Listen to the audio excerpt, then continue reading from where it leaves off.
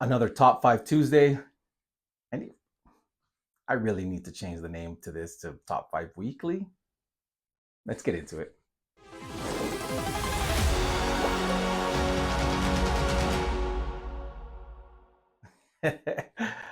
Hello, YouTube. Axiom Man here once again. And yeah, I'm considering changing the name because I'm constantly late on this. Life, life happens. It's no excuse. But in this one, we are in October. I did my last top five. I did my top five favorite horror comic books in the spirit of October. This time I am doing horror movies, or not necessarily horror movies, Halloween movies that you can watch year round. That's really the gist of it here. So it's movies, my top five favorite, that fit into the category of Halloween movies. Not horror movies per se, but Halloween movies that you can watch year round, whether it's Halloween, October, or not. So that's really the gist of it. As you see my list progress, I think you'll see what I'm talking about. I hope. But enough banter. Let's get into number one. Before we go to number one, let me just point out that I was really channeling my Captain Kirk William Shatner there in that last segment, in the beginning. I didn't want to edit it or re-record it because I rewatched it and I was like, anyways, I just wanted to point that out. Number one, Ghostbusters. I even have the Proton Pack on. This specific Proton Pack I got from the Spirit Halloween online shop. But that's a whole other video if I even want to do it. I did make a modification and I added the Alice Pack. Side note, they're coming up with a new one. Sorry, I was checking the mic to make sure I wasn't rubbing it too much, but they're coming up with a new one with way better features. I'm still going to keep this one. Maybe I'll hand it off to the wife or the kiddo, although the kid already has one.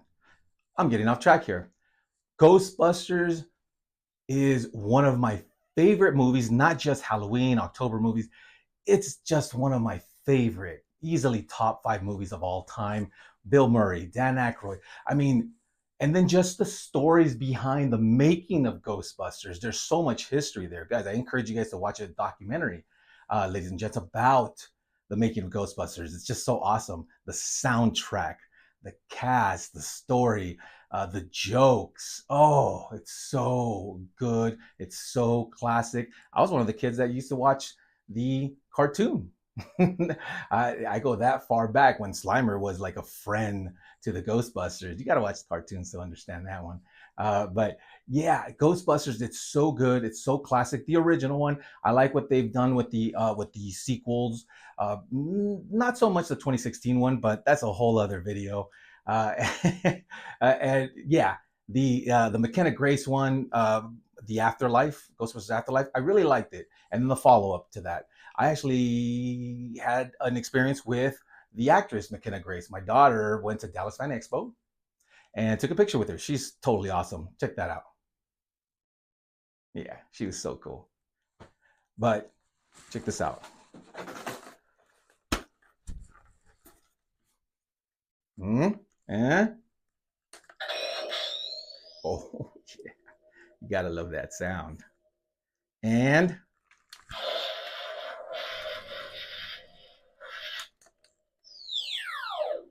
how can Ghostbusters not be on anybody's list? But let's go ahead and move on to number two. Number two on my list is Shaun of the Dead. It's a zombie movie, but it's also a comedy movie from the team of Simon Pegg and Nick Frost. I mean, they've given us such good films like Hot Fuzz, Paul. There's a San Diego Comic Con scene in the movie Paul. I mean, the list goes on with those guys, The World's End. And Shaun of the Dead has so many jokes that don't pay off until later in the film. Sometimes they pay off right away. And there's running jokes. And what I mean by that is that there's a joke that just hits the first time and then they keep doing it throughout the movie. And then very similar to shows like Breaking Bad, where they give you a little bit of a hint of something and then the payoff is not till way later. This movie does that as well. The payoffs on some of the jokes are so good. If you haven't seen the movie, please do yourself a favor and watch Shaun of the Dead. My wife and I have a personal connection with that film because of the pub that they go to all the time called the Winchester. The Winchester. I just did my English accent there. Horrible.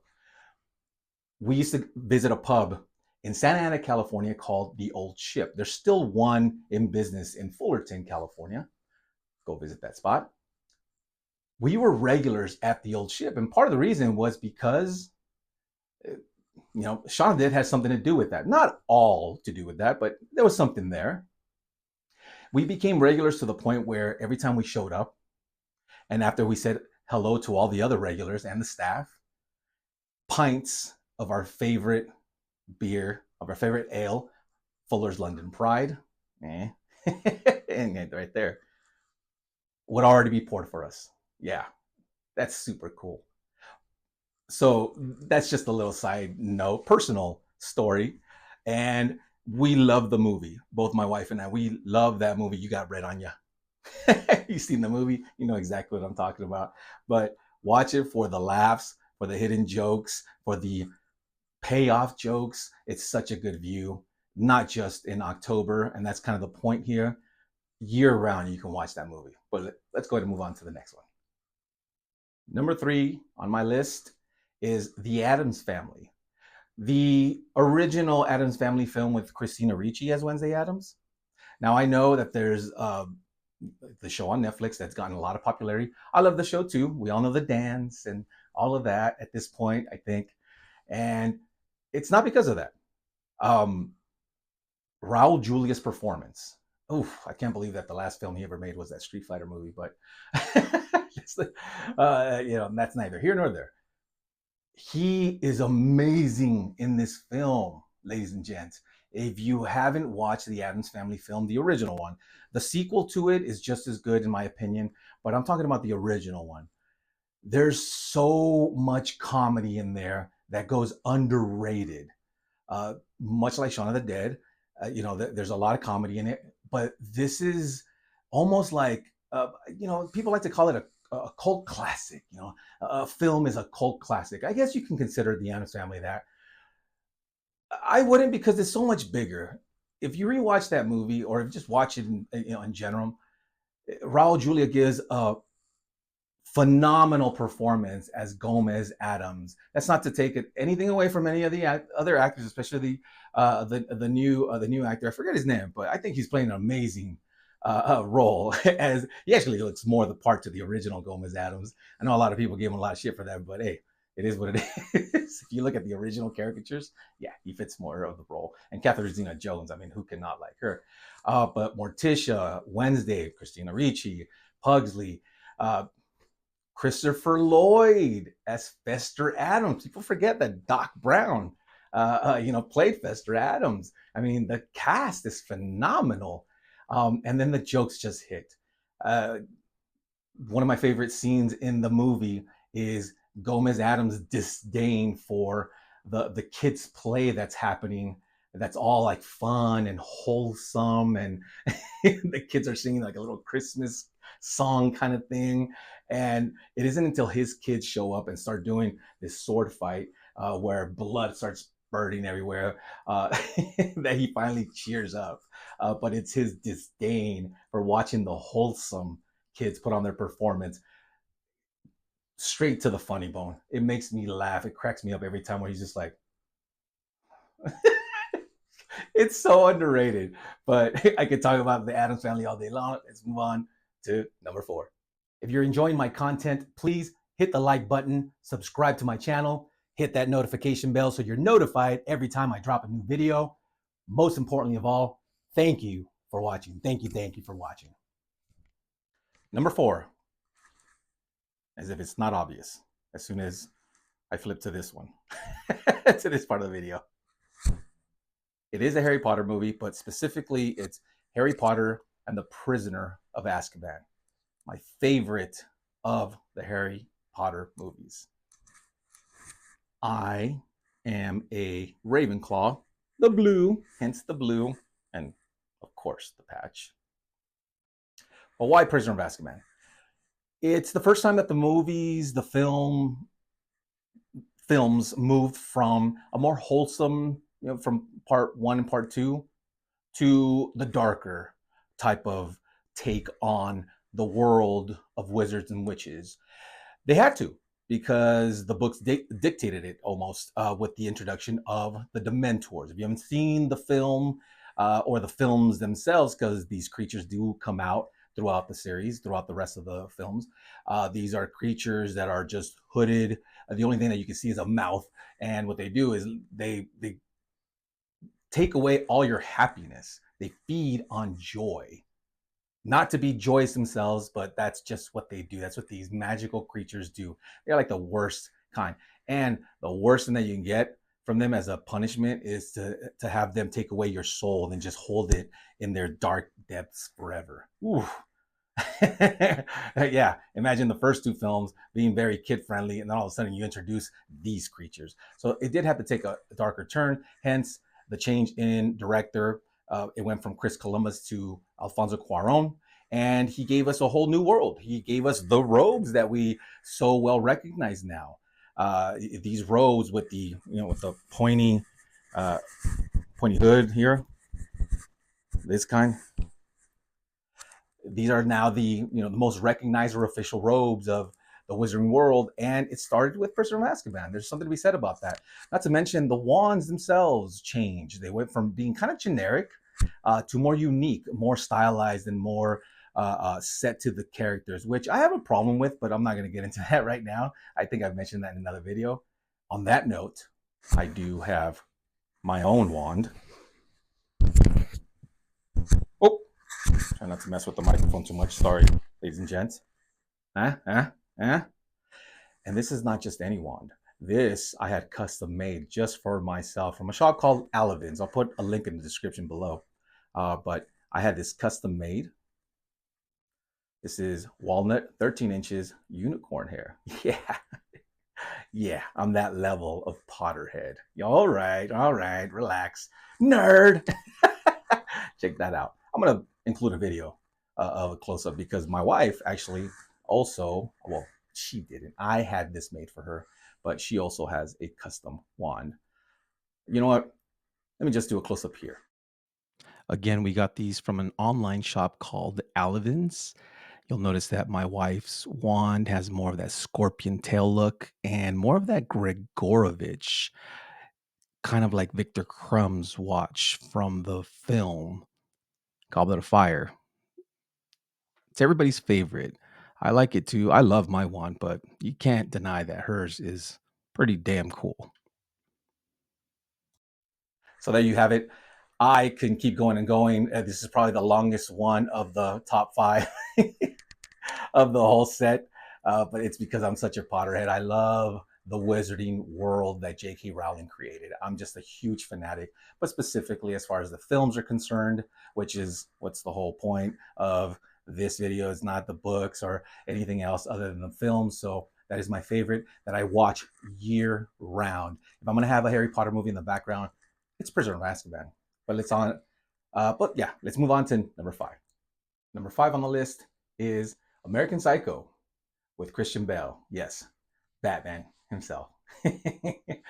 I love this movie. It wasn't always the case, though. This is the one on the list that I didn't really watch a lot. I had watched it, I knew of it, but it was my brother, who we call Guardian, who really got me into it in a very dumb way. Maybe not dumb, but in a weird way, because he's a weirdo. I love him for this, his weirdness, and this is what I mean by that. How he got me into American Psycho.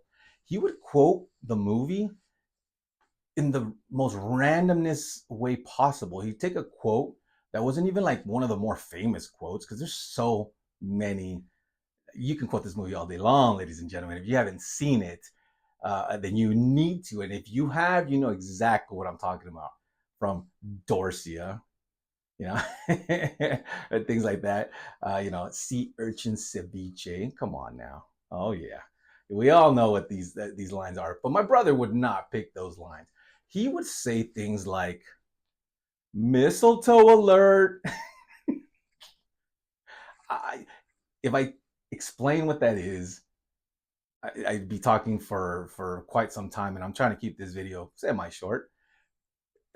There's a part where the main character, Patrick Bateman, kind of repeats what his girlfriend in the movie has already done to him just minutes later, and it's a series of events where just mistletoe alert.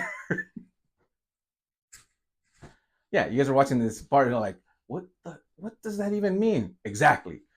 But complete with Huey Lewis and the new soundtrack, Simply Irresistible is what this movie is. Yeah, I just did that. No, I'm not editing it out. But it's such a good movie. And more importantly, ladies and gents, if you guys don't know this, but there's been documentaries and whole research done on this film because of the way it ends. Is it real? Was it in his head? Did it actually happen? Was it a figment of his imagination? That is still being studied. I'm not joking. It's so good just to watch just by itself without ever thinking about it again. But it's a deep dive in a rabbit hole that I didn't even know existed until I took my own dive. I was like, whoa, mind blown. It's such from Christian Bale to all the rest of the cast. I mean, Reese Witherspoon's in there as well. Yeah. But the whole thing is so good. Christian Bale's narrating his monologue, right? His voiceover, so good. Just everything. His seriousness when he's saying the dumbest things. Again, I can ramble on for a long time. You need to watch it if you haven't, and if you have watched it, watch it again, especially in October. I mean, it's called American Psycho. He's holding a knife on every poster cover and all that. Yeah, it's a must. Those were my top 5 Halloween movies that you can watch year round. As I mentioned at the beginning, none of them are really horror. I mean, American Psycho, but not all of them are horror. I mean, Shaun of the Dead is a comedy. I mean, it's got zombies with ripping and eating, and is that a horror? Not really. So that's why I kind of wanted to clarify, but whatever. That's what it is, right? Let me know. Let me know in the comments section. What are your top 5 movies specifically, right? Within this little asterisk of a thing where they're movies that you can watch in October and still get the vibe with friends, by yourself, and you are thinking, you know what, this movie you can watch year round, and you do watch year round. I don't know. Hopefully that makes sense. Let me know. Let me know in the comment section. But that is it for this specific video. Ladies and gents, as always, collect what you love what you collect, even if it's just movie knowledge, movie lists, movies in general. See you guys in the next one.